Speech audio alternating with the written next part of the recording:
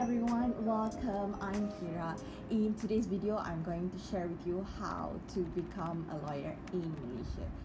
I should have recorded and uploaded this video last week, but I got caught up with the work and things happened, and here we are.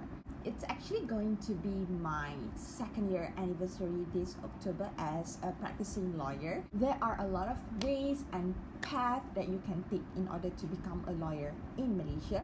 However, I'm going to stick to a more conservative and a more common way for students in Malaysia, which is from the SPM itself.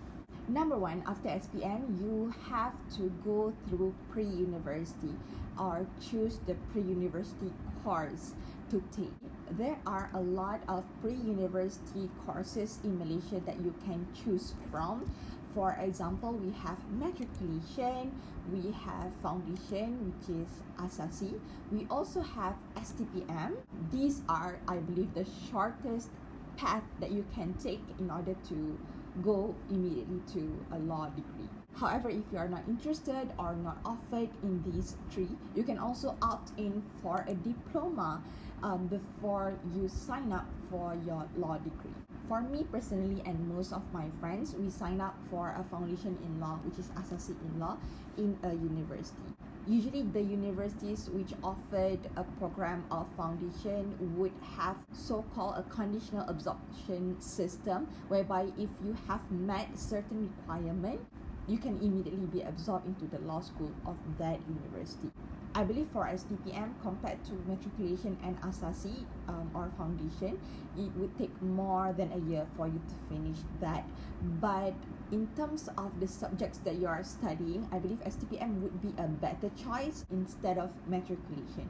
Because in STPM, you would learn a lot of social science subject compared to matriculation, where you would take a lot of maths and science-based subjects. It is not impossible for you to go into a law degree with a matriculation. I actually have few friends coming from matriculation to our law degree. However, in the first semester, I believe it would be a bit harder compared to those who already have the basic in law in their foundation or the basic of social science in the STPM. Same goes to diploma. There is no hard and fast rule, I believe, in order for you to apply for a law degree from your diploma, but it would be more helpful if you have any policy-based or social science-based diploma before you go to law degree, so that you would have a picture or a background on how law degree is going to be.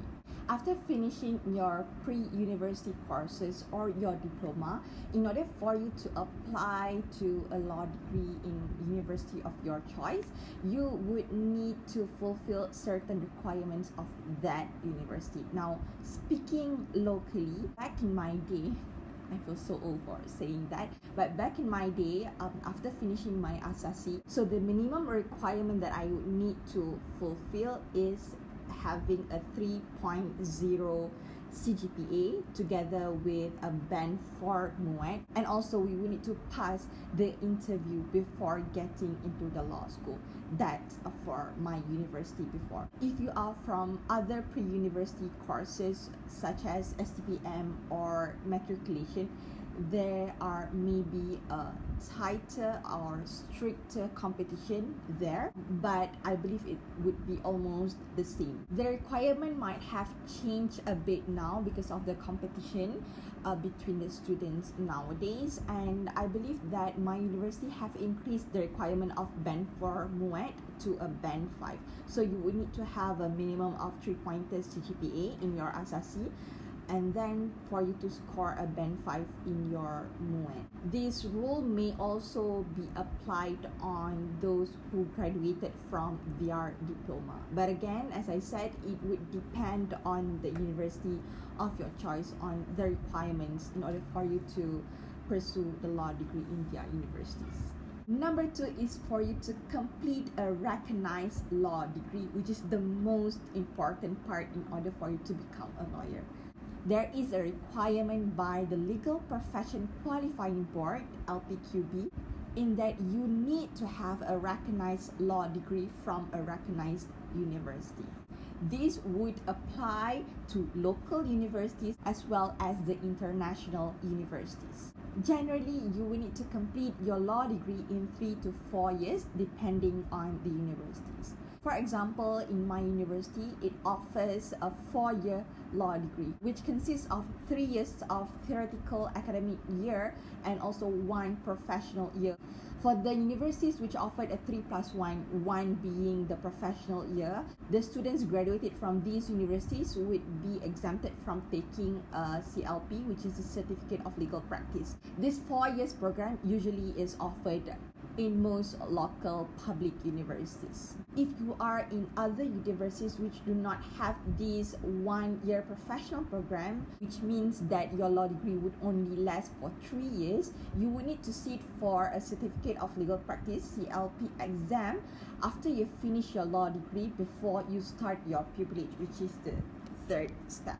If you want to know which universities have the recognized law degree in Malaysia, you may check the LPQB website, which I will link in the description box down below.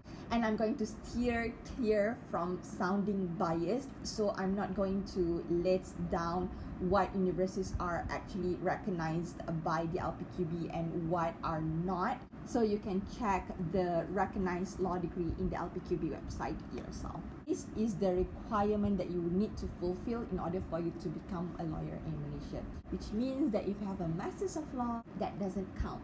Step number 3, which you would skip if you are in the 4 years professional year, but if you finish your law degree in 3 years and does not have the professional year offered to you in your university, then you would need to sit for a CLP, which is the Certificate of Legal Practice exam. For me personally, since I have graduated my law degree in 4 years in the local universities which offered the 1-year professional year, so there is no need for me to sit for the CLP or the BPTC. Number 4, after obtaining your LLB and completing the CLP, if it's applicable to you, you would need to complete a 9 months of pupillage in order for you to become and called as an advocate and solicitor in the High Court of Malaya.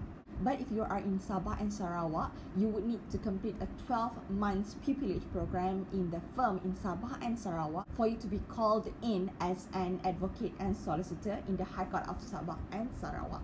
The requirement of this 9 months pupillage program is also subjected to few other requirements. One of them is that you have to be a pupil, basically a mentee, to a master, which basically a mentor, that has been actively in practice for more than 7 years. During this pupillage period, or most of us call it as chambering, there are a few other things that you also need to do.